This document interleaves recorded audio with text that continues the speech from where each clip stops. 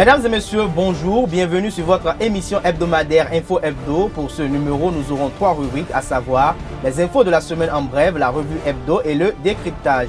Sans plus tarder, entamons cette randonnée informative avec la rubrique des infos. Hier, c'était la journée internationale de la jeunesse. À cet effet, le ministre des Sports, Oswald Omeki, a été invité pour le 107e numéro de Café Média Plus. Devant invités et journalistes présents, les réflexions de l'invité ont été axées sur le thème Journée internationale de la jeunesse, quel type de jeunes gens pour le Bénin à l'horizon 2030. Soulignons au passage que sur le plan international, le thème choisi cette année est la route vers 2030, éliminer la pauvreté et parvenir à des modes de consommation et de production durables. Dans l'après-midi du jeudi, Lord Kouenou était face à la presse pour dénoncer le mode de gouvernance du régime Talon, qui pour lui n'est pas du tout commode.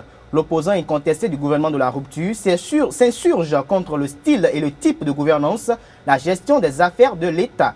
Pour la circonstance, l'initiateur du mouvement Mercredi Noir était en compagnie du président du mouvement Fer de Lance, Serge Zumbobo. Dans la soirée du jeudi dernier, à la suite du conclave gouvernemental hebdomadaire, le ministre d'État, Pascal Irené Koupaki, a tenu un point de presse. Il en ressort un vaste redéploiement à la justice. Selon la liste des affectations du gouvernement, 131 magistrats sur les 188 en poste dans les juridictions ont été mutés. Le gouvernement de la rupture observera une pause de 10 jours afin de revoir les plans sectoriels à divers niveaux. Et concernant le dossier de gestion de la filière des véhicules d'occasion, Koupaki donne rendez-vous à ses détracteurs devant la justice. Et finissons cette rubrique des infos avec les camionneurs béninois qui ont observé mercredi dernier une journée blanche en protestation contre l'arrêté préfectoral qui fixe de nouvelles heures pour la circulation des gros porteurs dans la ville de Cotonou. Ils s'en prennent à leur père qui ne respectent pas le mot d'ordre et exigent l'annulation de cet arrêté avant de mettre fin à leur mouvement. Car pour le président du patronat des entreprises de transport et de poids lourds du Bénin, Pétrance, Abdoulaye Ibrahim salue la décision de Modeste Toboula. Il pense que cet arrêté est d'un intérêt national et invite les camionneurs au calme et à la sérénité. Et ce sera tout pour ce qui est des infos et à présent je vous invite à suivre la revue hebdomadaire qui fait le point des informations qui ont fait les gros titres à la une des journaux parus le long de la semaine, une signature de Sylvie Kounapo. Amis de la revue Hebdo, bonsoir. Quelles sont les informations publiées par les canards béninois du lundi au vendredi? Avec le quotidien du service public, nous avons appris que des cadres et élus communaux fautifs dans la gestion des ressources financières du FADEC seront bientôt devant la justice. La nation a informé également qu'il faut 536 millions pour les besoins immédiats des nouvelles préfectures. Le jeu du chat et de la souris se poursuit entre Parlement et le gouvernement. C'est ce qu'a constaté l'affiche du jour qui a affiché à sa une la réponse de Koupaki au sujet des révélations et dénonciations de Djenotin. À lire à la page 5 de sa publication de vendredi. Le pays émergent a révélé quant à lui des manœuvres de destitution du maire de Parakou et la jeunesse de cette ville qui dénonce, s'indigne et appelle à une mobilisation générale. Le télégramme est soulagé du fait que les officiers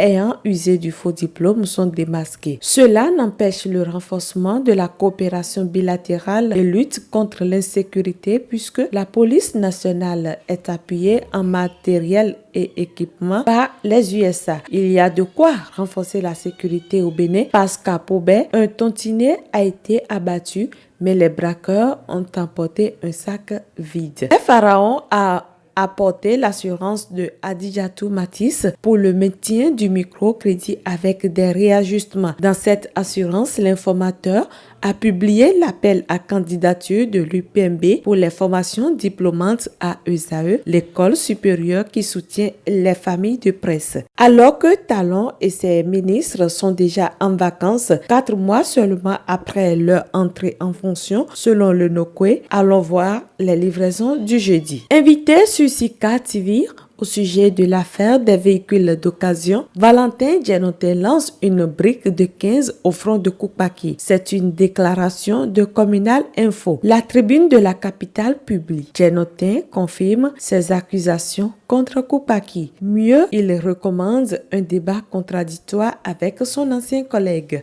Pour le projecteur, Koupaki doit accepter le débat contradictoire avec Djenotin pour laver son honneur. Le quotidien L'Humanité ne juge plus nécessaire ce débat contradictoire parce qu'il pense plutôt que Valentin Djenotin a cloué ici le bec à Pascal Irénée Koupaki. Débrayage dans le secteur judiciaire, le mouvement de grève du Central Justice passe à son 12 heures, a remarqué les 4 vérités dans sa parution du mardi. Ce quotidien a précisé que les travailleurs ont décidé de boycotter les activités des juridictions, de la chancellerie et des autres structures sous tutelle les lundis et vendredis. Face à la justice, Jack Pata a aperçu les choses qui se compliquent pour les acteurs des concours frauduleux. Ils sont interdits de sortir du territoire. L'actualité n'a pas occulté la question de l'éducation. Matin Libre voit ce secteur comme une patate chaude dans la main de Talon. La vérification de l'authenticité des diplômes des forces armées béninoises permet d'épingler des membres de la garde rapprochés du chef de l'État, a signalé la tribune de la capitale.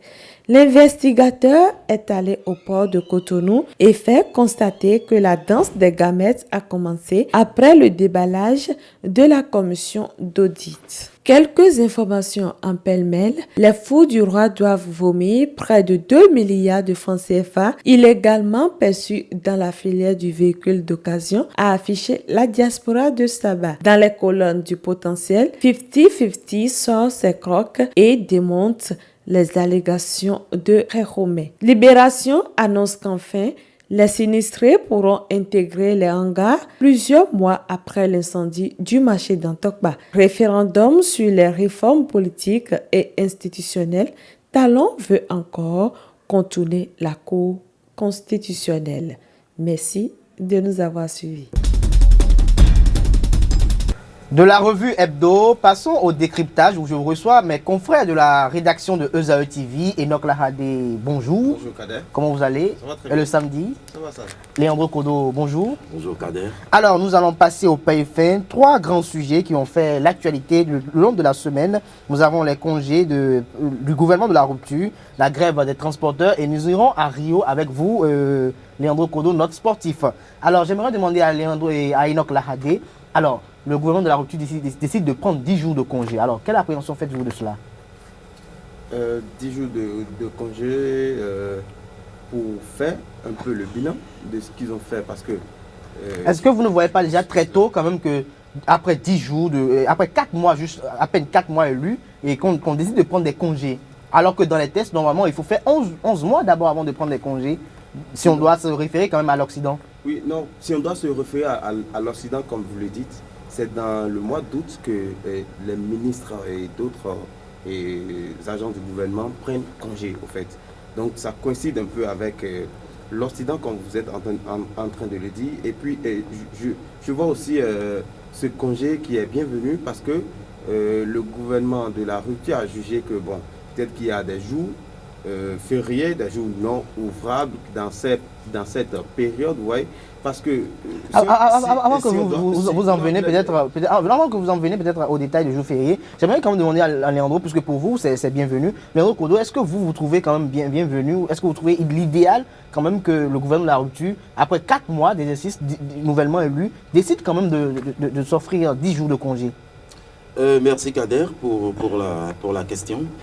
Pour moi, ces congés ne sont pas la bienvenue parce que moi, bon, ça fait déjà presque 8 à 9 mois, je travaille, j'ai pas encore eu mes congés. J'étais là avant qu'on fasse la campagne, avant que tout cela n'arrive. Moi, j'étais au front depuis, mais eux, ils n'ont pas fait 3 mois, ils vont déjà en congé.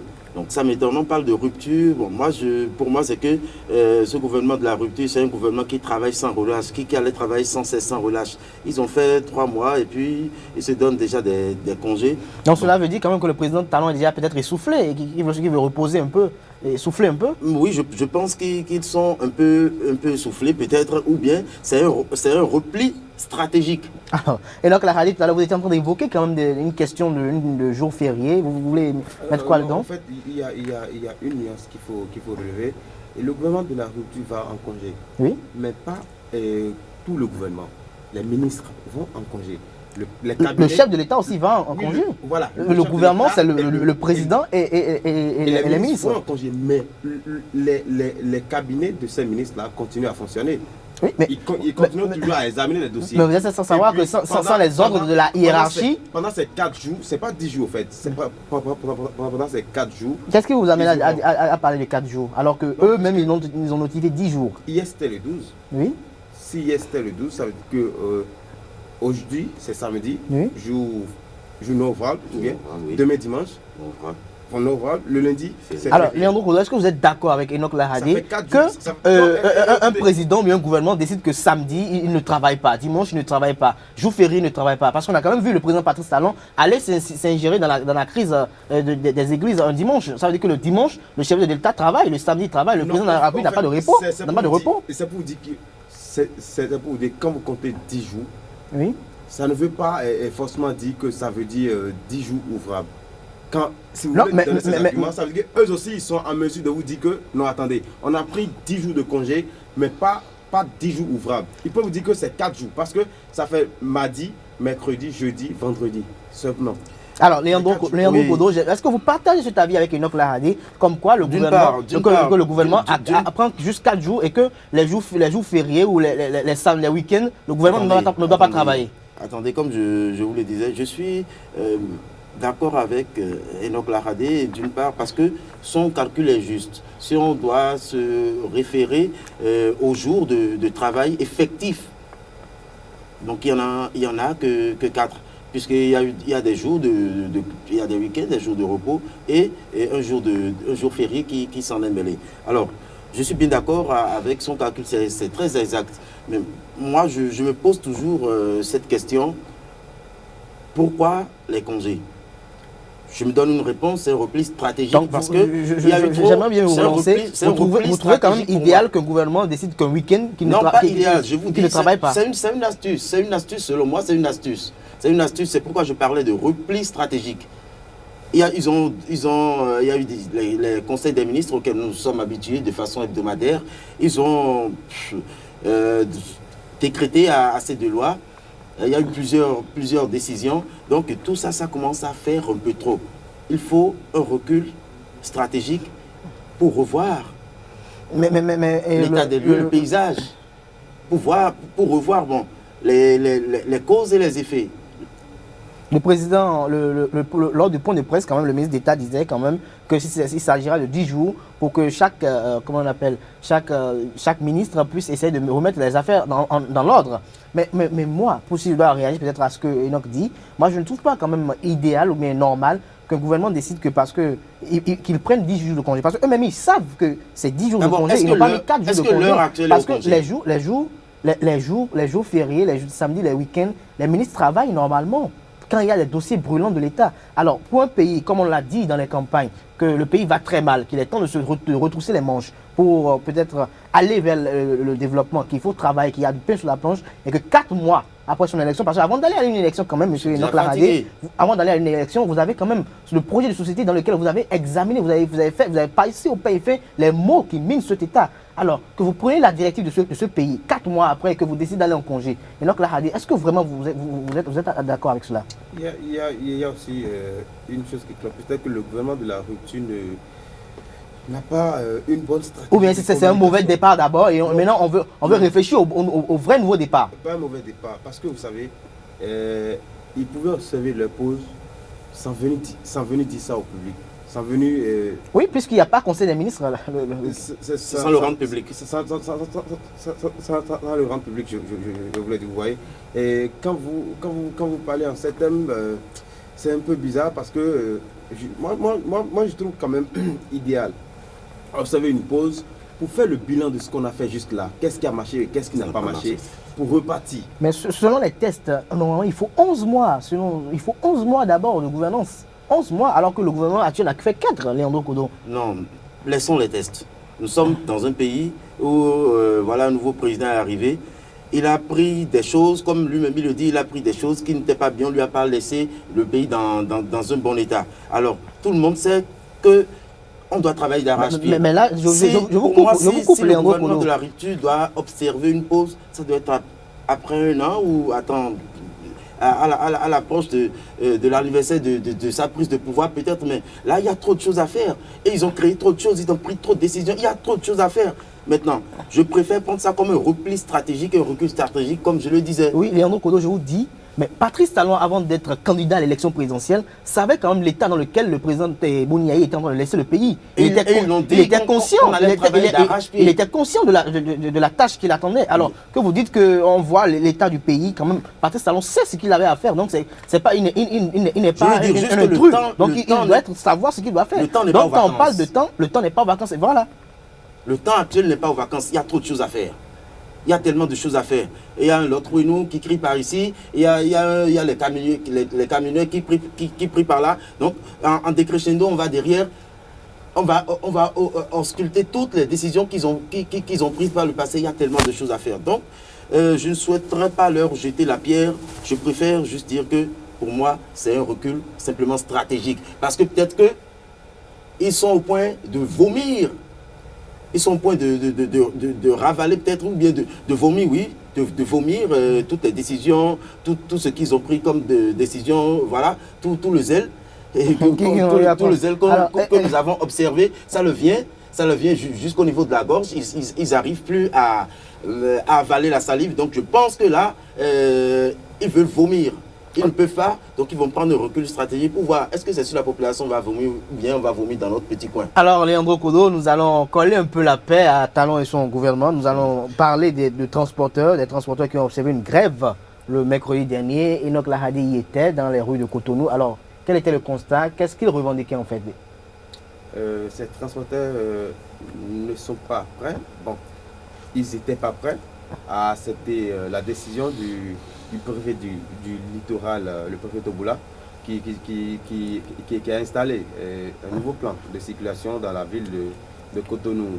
Il y a des heures qui ne sont pas circulables pour des camions, pour des véhicules. C'est pour limiter en fait les cas d'accident. Les cas d'accident et des dérapages qu'on a observés dans la ville de Cotonou. Alors, Leandro Kodo, quelle appréhension faites-vous quand même de cet arrêté préfectoral de Modeste Toboula qui réglemente en fait la circulation des gros porteurs, et ces gros porteurs maintenant qui, eux, ne sont pas d'accord, dont les idéaux ne convergent pas avec cet arrêté, alors que leur père, tel que Ibrahim Abdoulaye, voit que cette décision est d'un intérêt national. Alors, quelle impression faites-vous alors? Oui, Abdelkader Achirou, cette décision prise par le préfet Toboula est bien la bienvenue.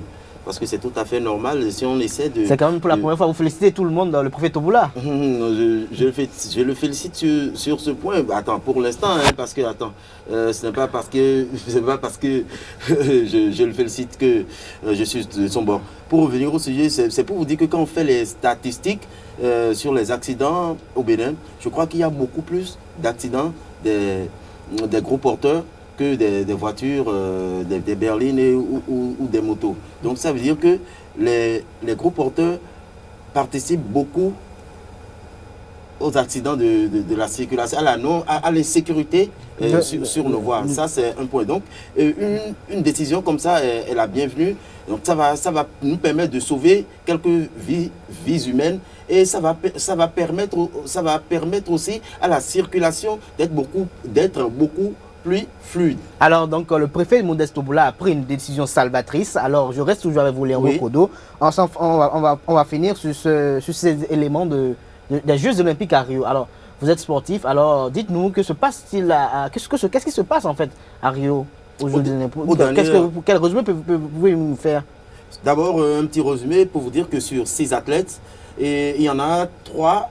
Sur 6 athlètes, il y en a 3 qui sont déjà éliminés. Et il y a la plus jeune déjà, la Raïba Seibou, qui est venue des États-Unis. Elle fait le 50 mètres en natation, 50 mètres en nage libre. Elle a été deuxième hier. Donc c'est la seule qui continue encore le chemin. En attendant, Noël Yarigo et puis voilà. Et puis le reste. Alors, Enoch Lahadi, les Jeux Olympiques de Rio. Alors, un mot pour finir? Bon, c'était déjà un plaisir de voir le Bénin, le drapeau du Bénin flotter sur les stades à Rio de Janeiro.